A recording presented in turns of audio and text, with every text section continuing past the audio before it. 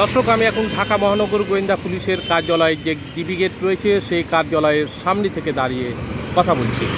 আপনারা জানেন যে গত 2 দিন আগে পুলিশের সাবেক প্রভাবশালী আইজিপি চৌধুরী আবদুল্লাহ আল মামুন এবং AKM শহীদুল হককে গ্রেপ্তার করা হয়েছে। পৃথক দুটি মামলায় তাদের গ্রেপ্তার করা হয়েছে এবং এই গ্রেপ্তার করার পরে পুলিশ, ঢাকা মহানগর পুলিশের পক্ষ থেকে তাদেরকে আদালতে নিয়ে যাওয়া হয় এবং আদালত তাদের পৃথক দুটি মামলায় 8 দিনের রিমান্ড মঞ্জুর করেছে। এবং এই মামলায় মূলত তাদেরকে জিজ্ঞাসাবাদ করার জন্য ঢাকা মহানগর পুলিশের কার্যালয়ে নিয়ে আসা হয়েছে এবং ঢাকা মহানগর পুলিশের কার্যালয়ের পক্ষ থেকে একটি সূত্র নিশ্চিত করেছে যে তাদেরকে জিজ্ঞাসাবাদ করা অব্যাহত রয়েছে। পাশাপাশি এই জিজ্ঞাসাবাদে চৌধুরী আবদুল্লাহ আল মামুন একটি গুরুত্বপূর্ণ তথ্য দিয়েছেন, সেটি হচ্ছে যে তিনি বলেছেন যে এই মামলায় এই হত্যাকাণ্ডের সঙ্গে, অর্থাৎ মোহাম্মদপুরের যে অদূত হত্যা, আবু সাঈদ হত্যার যে সঙ্গে মুদি দোকানির সঙ্গে হত্যার যে মামলা রয়েছে, সেই মামলায় যে তাকে ইনভলভ করা হয়েছিল, সে মামলার ঘটনাটি তিনি কিছু জানেন না। কারণ হচ্ছে তিনি সরকারি চাকরি করেন এবং বল প্রয়োগের করার ক্ষেত্রে তিনি রাষ্ট্রীয় হুকুম দায়িত্ব পালন করেছেন বলে তিনি দাবি করেছেন। পাশাপাশি AKM শহীদুল হক আরেকটি বিষয় তিনি বলেছেন যে তিনি মূলত সাবেক আইজিপি এবং তার সময় কোনো ধরনের অন্যায় অপকর্ম হয়নি বলে তিনি দাবি করেছেন।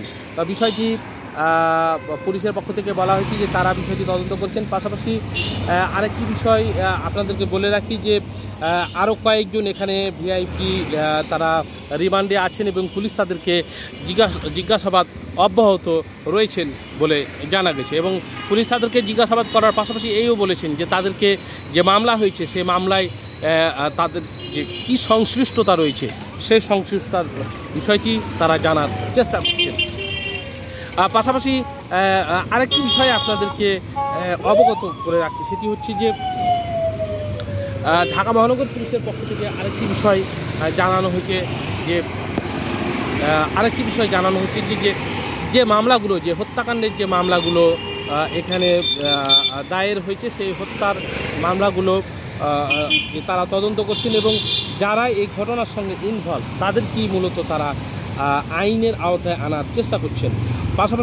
পাশাপাশি মাদক এবং অস্ত্র উদ্ধারে কয়েকদিন ধরে যে অভিযান চলছে পুলিশের, সেই দায়িত্ব পালন করছেন প্রত্যেক রাতে এবং দিনে।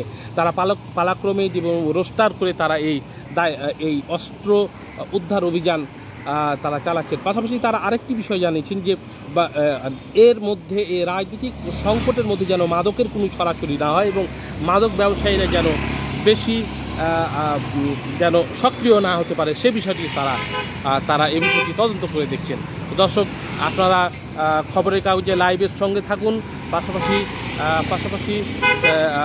পাশাপাশি আপনারা আমাদের সঙ্গে থাকুন এবং চ্যানেলটি সাবস্ক্রাইব